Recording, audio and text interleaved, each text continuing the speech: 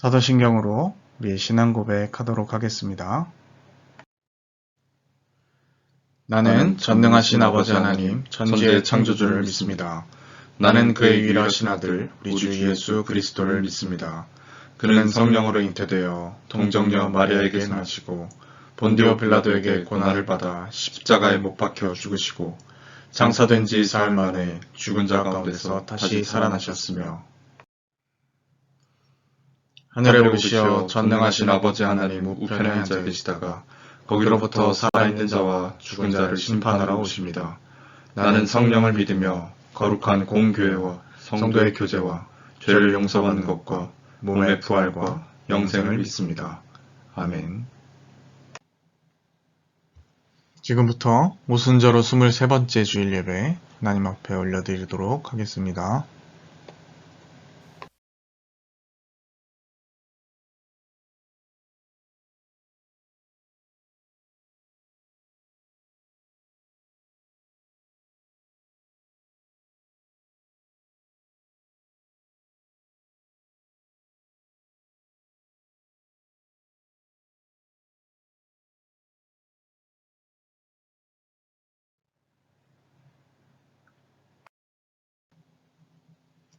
너희 권능 있는 자들아 영광과 능력을 여호와께 돌리고 돌릴지어다.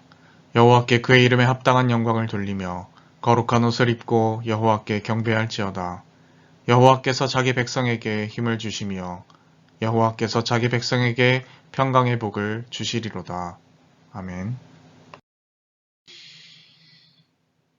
하나님 아버지, 복되고 거룩한 주일 다시금 저희들 이 자리에 불러 모아주심을 감사드립니다. 예배하는 이 시간 오롯이 주님만을 바라보며 우리의 모든 혼과 영과 정성을 다해 주님을 예배하게 인도하여 주옵소서.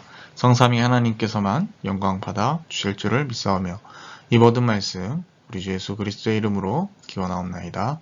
아멘. 성시교도 가도록 하겠습니다. 노래로 여호와께 찬송하라. 그는 기이한 일을 행하사 그의 오른손과 거룩한 팔로 자기를 위하여 구원을 베푸셨음이로다. 여호와께서 그의 구원을 알게 하시며 그의 공의를 뭇 나라의 목전에서 명백히 나타내셨도다. 그가 이스라엘의 집에 베푸신 인자와 성실을 기억하셨으므로 끝까지 이르는 모든 것이 우리 하나님의 구원을 보았도다. 땅이여 여호와께 즐거이 소리칠지어다. 소리내어 즐겁게 노래하며 찬송할지어다. 수금으로 여호와를 노래하라. 수금과 음성으로 노래할지어다. 나팔과 호각 소리로 왕이신 여호와 앞에 즐겁게 소리칠지어다. 바다와 거기 충만한 것과 세계와 그 중에 거주하는 자는 다 외칠지어다. 여호와 앞에서 큰 물은 박수할지어다. 산악이 함께 즐겁게 노래할지어다. 그가 땅을 심판하러 임하실 것이미로다. 그가 의로 세계를 판단하시며 공평으로 그의 백성을 심판하시리로다. 아멘. 이 시간 한 주간을 돌아보며 앞에 화면을 참조하셔서 공동으로 낭독하며 드리는 기도의 시간입니다. 함께 낭독하며 기도 올리도록 하겠습니다. 선한 목자가 되시는 하나님, 자비로운 음성과 사랑의 손길로 우리를 지키시고 인도하여 주신 은혜에 감사를 드립니다. 하지만 곰곰이 생각해보니 저희들은 목자의 음성을 거역할 때가 많았습니다. 베풀어 주시는 사랑은 간섭으로 여겼고 우리를 인도하시는 권능의 팔은 속박이라고 오해했습니다. 그리하여 참목자의 음성은 멀리하고 유혹에 이끌렸습니다. 때로는 세상의 쾌락을 목자라 불렀고 물질을 쫓아 진리를 벗어난 곁길로 가기도 했습니다. 이 모든 것이 하나님을 떠나 살았던 완고한 마음과 어리석은 선택의 결과임을 고백합니다. 길 잃은 양과 같이 두려움에 떨고 있는 죄인을 굽어 살피시고 모든 죄와 허물에서 구원하여 주옵소서. 예수님의 이름으로 이 고백의 기도를 드립니다. 아멘. 이 시간 한 주간을 돌아보며 참회의 기도를 올려드리고 또 이 예배에 하나님의 은혜가 임하도록 함께 기도하도록 하겠습니다.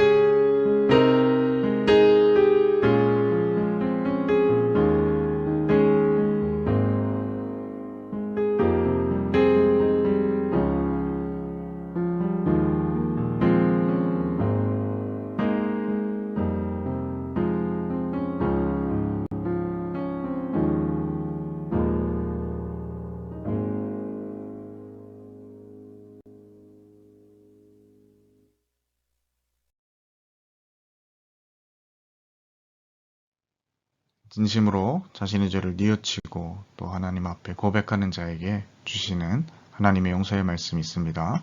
다 함께 그 말씀 봉독하도록 하겠습니다. 여호와는 긍휼이 많으시고 은혜로우시며 노하기를 더디하시고 인자하심이 풍부하시도다. 자주 경책하지 아니하시며 노를 영원히 품지 아니하시리로다. 아멘.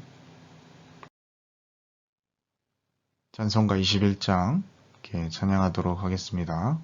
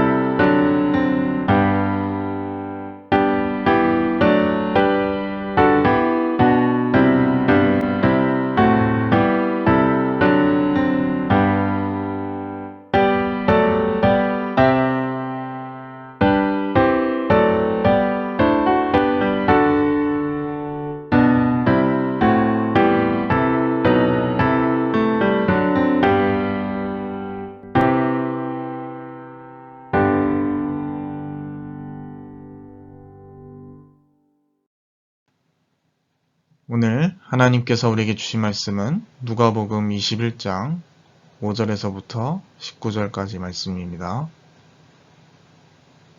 누가복음 21장 5절에서부터 19절까지 말씀입니다. 어떤 사람들이 성전을 가리켜 그 아름다운 돌과 헌물로 꾸민 것을 말하매 예수께서 이르시되 너희 보는 이것들이 날이 이르면 돌 하나도 돌 위에 남지 않고 다 무너뜨려지리라. 그들이 물어 이르되 선생님이여 그러면 어느 때에 이런 일이 있겠사오며 이런 일이 일어나려 할 때에 무슨 징조가 있사오리이까. 이르시되 미혹을 받지 않도록 주의하라. 많은 사람이 내 이름으로 와서 이르되 내가 그라 하며 때가 가까이 왔다 하겠으나 그들을 따르지 말라. 난리와 소요의 소문을 들을 때 두려워하지 말라. 이 일이 먼저 있어야 하되 끝은 곧 되지 아니하리라. 또 이르시되 민족이 민족을 나라가 나라를 대적하여 일어나겠고 곳곳에 큰 지진과 기근과 전염병이 있겠고 또 무서운 일과 하늘로부터 큰 징조들이 있으리라. 이 모든 일 전에 내 이름으로 말미암아 너희에게 손을 대어 박해하며 회당과 옥에 넘겨주며 임금들과 집권자들 앞에 끌어가려니와 이 일이 도리어 너희에게 증거가 되리라. 그러므로 너희는 변명할 것을 미리 궁리하지 않도록 명심하라. 내가 너희의 모든 대적이 능히 대항하거나 변박할 수 없는 구변과 지혜를 너희에게 주리라. 심지어 부모와 형제와 친척과 벗이 너희를 넘겨주어 너희 중에 며칠 죽이게 하겠고 또 너희가 내 이름으로 말미암아 모든 사람에게 미움을 받을 것이나 너희 머리털 하나도 상하지 아니하리라. 너희의 인내로 너희 영혼을 얻으리라. 아멘. 오늘 말씀 내 안의 성전을 무너뜨려라 라는 제목으로 말씀 나누도록 하겠습니다. 네, 여러분 한 주간도 평안히 잘 지내셨습니까? 이번 한 주도 참 빠르게 흘러가지 않았나 이런 생각이 듭니다.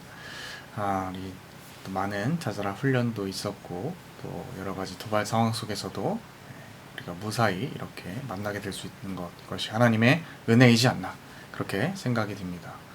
오늘 우리가 함께 살펴볼 말씀은요, 이 성전의 붕괴와 또 교회의 박해에 대해서 말씀하시는 예수님의 경고에 대해서 다루고 있습니다. 어떤 이들이 성전을 가리키며 그 성전의 아름다움과 그것을 유지하기 위한 헌신에 대해서 이야기하자 예수님께서 바로 어느 날 이것이 다 무너질 것이라 말씀하셨습니다. 유대인들에게 성전이라는 것은 그들의 삶 그 자체라고 할 수가 있을 것 같습니다. 그들의 자존심이기도 하고요. 비록 지금은 로마의 식민 지배를 받고 있지만 그럼에도 불구하고 하나님께서 우리와 함께 하셔서 언젠가는 이 모든 것들이 역전될 것이라는 희망 그 자체이기도 한 것이죠. 그러니까 우리가 삶이 힘들어도 난 이것 때문에 버틴다 하는 것들이 있지 않습니까? 그 무엇의 대명사가 유대인들에게는 바로 이 성전이라고 할 수 있는 겁니다. 성전은 하나님의 임재, 함께 하심을 상징합니다. 그렇기 때문에 아주 중요한 것이고 그래서 매년 그들이 아무리 멀리 떨어져 거주하고 있다 하더라도 이스라엘 백성들은 반드시 예루살렘으로 절기를 지키러 방문합니다. 그들의 정신적 심장과 같은 곳이라 할 수가 있겠죠. 그런데 예수님은 거기에다 대고 찬물을 확 끼얹는 일종의 갑분싸 발언을 하고 계신 겁니다. 그래, 여기는 무너질 거야 라고 말씀하시는 거죠. 당연히 이 말을 들은 유대인 입장에서는 쇼킹한 일이 아닐 수가 없겠죠. 그래서 바로 어느 때 이런 일이 일어날 것이냐고 사람들은 묻기 시작합니다. 언제 주님 그런 일이 일어나겠습니까? 그 일이 일어날 때 무슨 징조가 있을까요? 이렇게 질문합니다. 자, 그 일이 언제 일어나겠습니까? 무슨 징조가 있을까요? 라는 말 안에는요, 아무래도 그 현상에 대한 놀라움보다는 그 현상 혹은 징조를 보고 그것에 맞추어 대처하고 예측하고 싶은 안일한 마음이 있는지도 모르겠습니다. 그것을 간파한 것인지 예수님께서는 언제다 라고 특정하여 말씀하시는 대신에 미혹을 받지 말라는 첫눈을 떼시면서 말씀을 하고 계십니다. 물론 예수님께서 징조에 대한 말씀도 하시는 것 같습니다. 많은 사람이 내 이름으로 와서 사칭을 할 것이다. 난리와 소요의 소문을 너희가 들을 것이다. 민족과 나라가 분쟁할 것이다.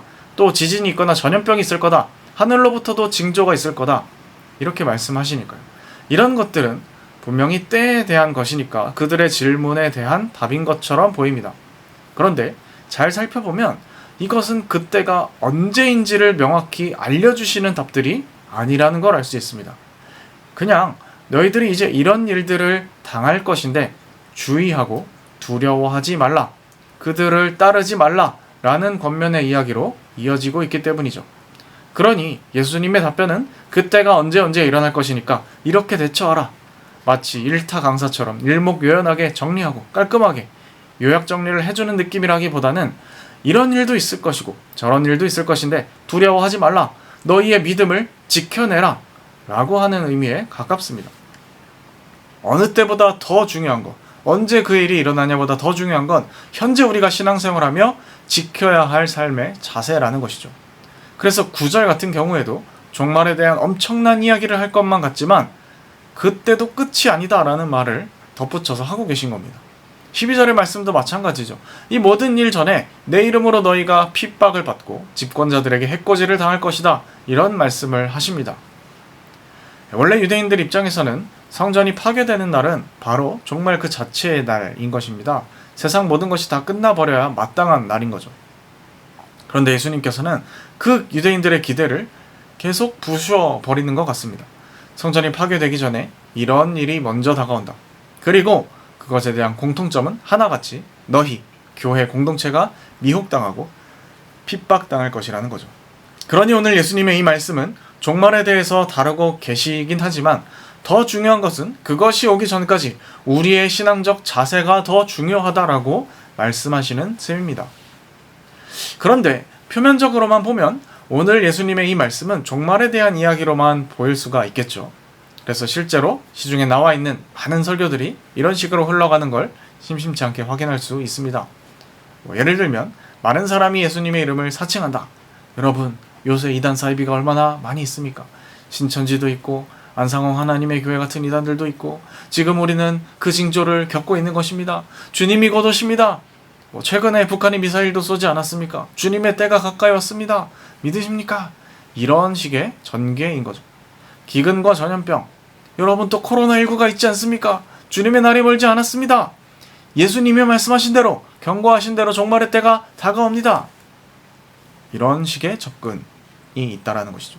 물론 여러분, 이러한 접근은요 완전히 잘못되고 틀렸다라고만 말하기에는 무리가 있을 수도 있습니다. 분명히 예수님께서도 오늘 말씀 가운데 징조에 대한 말씀을 하시니까요. 그러나 더 중요한 것은 아까 말씀드렸다시피 예수님께서는 그때가 언제냐, 징조를 보고 분별하는 것 그 자체보다는 교회가 깨어서 이 가짜 성전을 분별하고 하나님의 백성으로서 살아가는 것 자체에 대해서 강조하고 계시다라는 겁니다. 종말보다 더 걱정한 것은 그 전에 일어날 교회에 대한 핍박이라는 것이죠.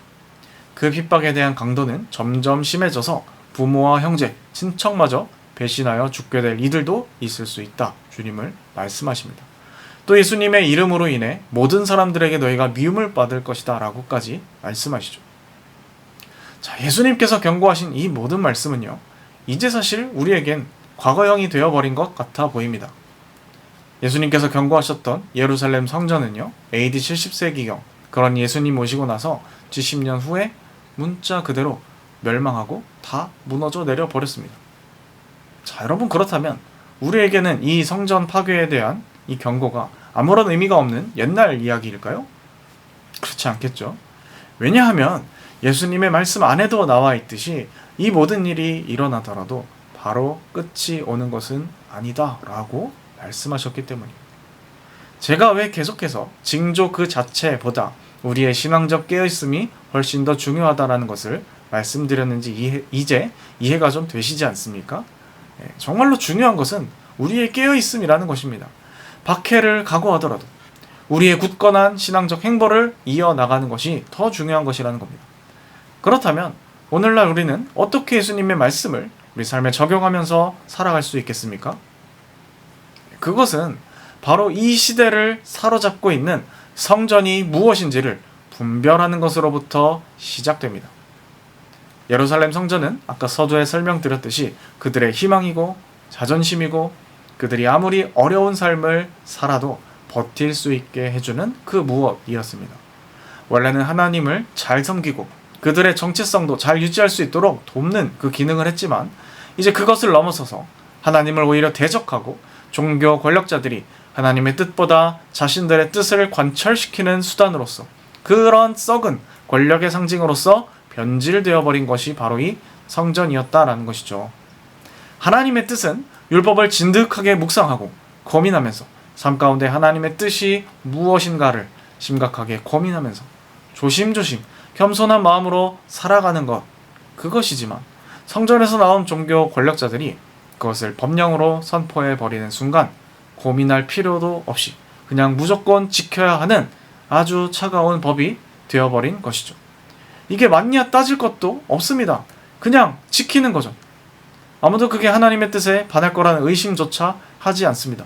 왜냐하면 그건 성전으로부터 나온 명령이니까요. 자, 그렇게 본다면 예루살렘 성전은 옛날 옛적에 무너졌지만요, 오늘날에도 이러한 류의 가짜 성전은 우리 옆에 여전히 있다는 것을 알게 되실 겁니다. 즉, 예수님이 말씀하시는 성전은 단순히 예루살렘에 위치한 지정학적인 특정한 장소만을 말하는 것이 아니라 하나님을 대체해버린 그 무엇, 그 전부를 말한다고 할 수 있는 겁니다. 물론 어떤 것이 성전입니다 라고 꼭 집어 말하기는 어려울 수가 있습니다. 그러나 판단할 수 있는 기준이 전혀 없는 것은 아니죠. 그것은 하나님 대신에 더 바르고 즉각적이고 확실하게 우리에게 미래를 약속할 것만 같이 말하는 이 모든 것들이 그 현대판 성전이라고 할 수가 있는 겁니다. 성전이 예배를 위해서 반드시 필요했던 것이었던 것처럼 현대판 성전도 아마 우리의 삶에서 필수적으로 아예 배제하고는 살 수 없는 것들을 가장한 것일 수도 있습니다. 그 모든 것들, 그것이 돈이든 어떤 나의 꿈과 가치관이건 혹은 내가 삶에서 자주 접하는 어떤 취미생활이건 문화생활이건 모든 것이 될 수 있는 것이죠. 그래서 우리가 하나님의 말씀과 그 뜻이 무엇인지를 생각하고 집중하는 것에서 멀어지게 만드는 그 모든 것이 바로 성전이라고 할 수 있는 겁니다. 그렇다면 그 미혹하는 성전은 사악한 것이니까 종교 바깥에만 있는 것일까요? 아닐 겁니다. 예루살렘 성전이 종교성 그 자체였던 것처럼 오늘날의 성전도 성스러움과 세속적인 것을 굳이 구분하지 않고 가르지 않고 여기저기서 우리를 미혹할 수가 있는 겁니다. 또 우리가 그것에 따르지 않고 맞서 싸우려 할 때 우리는 그것들로부터 공격을 넘어 주님이 말씀하신 것처럼 핍박을 당하게 될 것입니다. 자, 오늘날 우리는 개신교, 기독교인으로서 교리상 성전이라는 건물 더 이상 중요하지 않다라고 배우고 가르치죠. 예수님께서 우리의 성전이시다. 교회 하나하나, 우리 하나하나의 존재가 곧 하나님과 직접 소통하는 성전이다. 맞는 말입니다. 그러나 그렇다라고 해서 개신교 안에서 모두가 하나님의 기준에 합당한 선한 것만 있을 것이라고 생각하는 것은 곤란하다라는 겁니다. 오늘 예수님께서 무너질 것이라고 말씀하시는 이 성전은 종교를 갖지 않은 사람들도 저마다의 각자 버전으로 다 하나씩 가지고 있는 것입니다. 그래, 내가 인생 이 맛에 사는 거야 라고 하며 하나님 대신 의지하는 모든 것이 이러한 가짜 성전인 것이죠. 그래서 오늘 예수님께서 하시는 경고의 말씀에 우리는 오히려 고민의 방향을 바꿔야 할 필요가 있습니다. 예수님을 사칭하는 이 못된 사람들은 누구지? 이 진징과 이 전쟁이 종말과 정말 관련된 징조가 맞나? 이러한 방향이 아니라 왜 내 삶에는 예수님이 말씀하시는 박해와 고난이 없나? 나에겐 정말 예수님 말씀하시는 박해와 고난의 흔적이 있나? 라는 쪽으로 고민의 방향을 바꿔야 한다라는 것입니다. 주님께서는 분명히 가짜 성전을 분별하고 예수를 따를 때 너희가 박해를 받을 것이라고 말씀하셨습니다. 사람들로부터 미움 받을 것이라고도 말씀하셨죠. 그래서 인내하여 우리의 구원을 완성하라라고까지 말씀하십니다. 그러나 우리의 삶에 딱히 그런 것이 없다라고 느껴진다면 이미 우리는 어떤 면에서 충분히 그 성전과 잘 타협하고 있는 사람일 수 있다는 것입니다. 예수님께서 말씀하신 것처럼 우리 안에 자리 잡은 성전을 무너뜨려야 합니다. 정치권에서 이런 말 많이 쓰지 않습니까? 성역 없는 조사, 성역 없는 국정조사 이런 표현 쓰는데요. 우리 안에 성역이 없어야 합니다. 하나님 외에 세워진 그 모든 가짜 성전들은 무너져야 합니다. 왜냐하면 그것은 반드시 무너질 것들이기 때문입니다.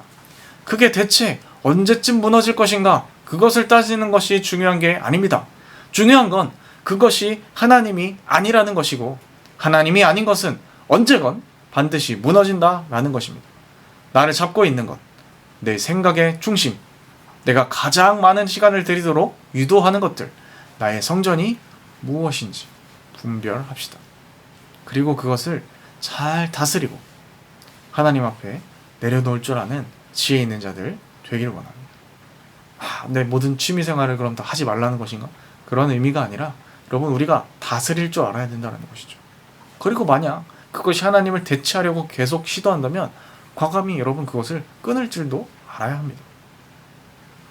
정말 우리가 믿는 하나님 백성으로서 이 종말의 때 분별하며 살아갈 줄 아는 지혜로운 자들 되시기를 바랍니다. 기도하겠습니다. 하나님 아버지, 오늘 말씀을 통하여서 저희들이 이 시대를 분별하고 하나님의 백성으로서 하나님 대신 자리를 차지하고 있는 성전과 같은 것은 무엇인지 다시금 생각해 봅니다. 주의 성령께서 우리의 마음속에 감동을 주시고 깨닫게 해주셔서 우리 안에 자리 잡은 이 거짓 가짜 성전들을 분별하게 하시고 그것을 깨뜨려 버릴 수 있도록 도와주옵소서. 그것을 붙잡고 살아가다가 성전과 함께 멸망하고 무너져 내리기 전에 우리가 먼저 회개하고 각성하며 주님 앞에 무릎 꿇음으로써 진정 이 시대를 대비하고 분별하는 지혜로운 자들 되게 하여 주옵소서. 박해가 있을 것이라 말씀하셨습니다. 모욕이 있을 것이라고도 말씀하셨습니다. 하나님, 주님 앞에 분별된 공동체들이 일어날 때 서로 의지하며 서로를 격려하며 그렇게 이 힘든 시대를 분별하며 승리할 수 아는 저희들 되게 하여 주옵소서. 함께 하실 줄 믿사오며 이 모든 말씀 예수님의 이름으로 기도드립니다. 아멘. 시간 말씀을 읽고 결단하며 우리의 것을 하나님 앞에 올려드리도록 하겠습니다. 계좌는 참고하여 주시기 바랍니다. 주가 일하시네 찬양 함께 드리도록 하겠습니다.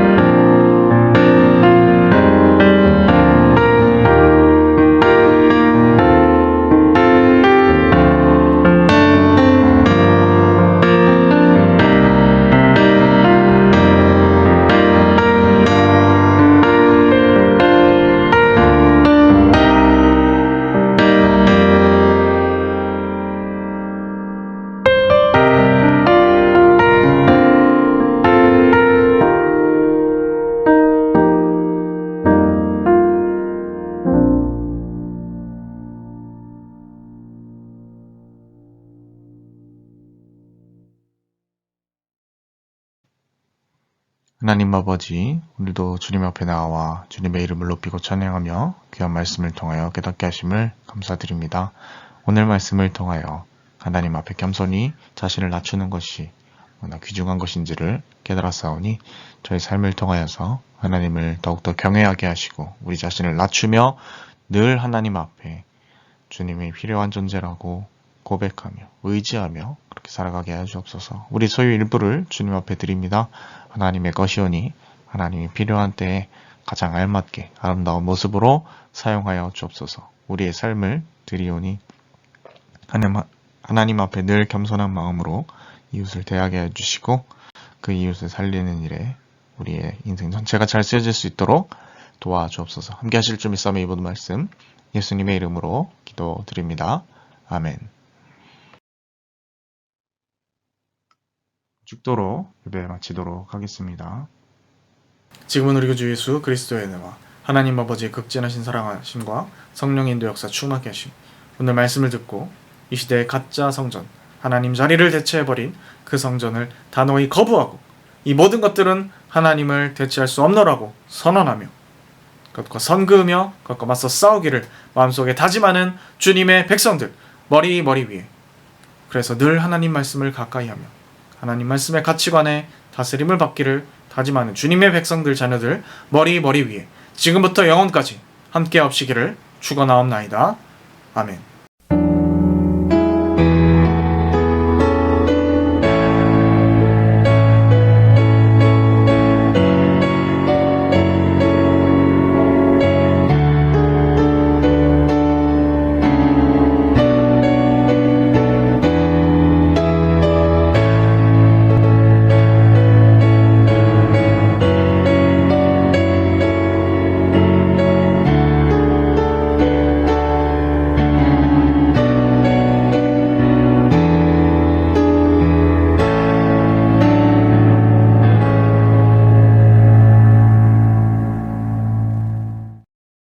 네, 여러분 한 주간도 주님과 함께 더불어 동행하며 또 승리하는 여러분들 다 되시길 바랍니다.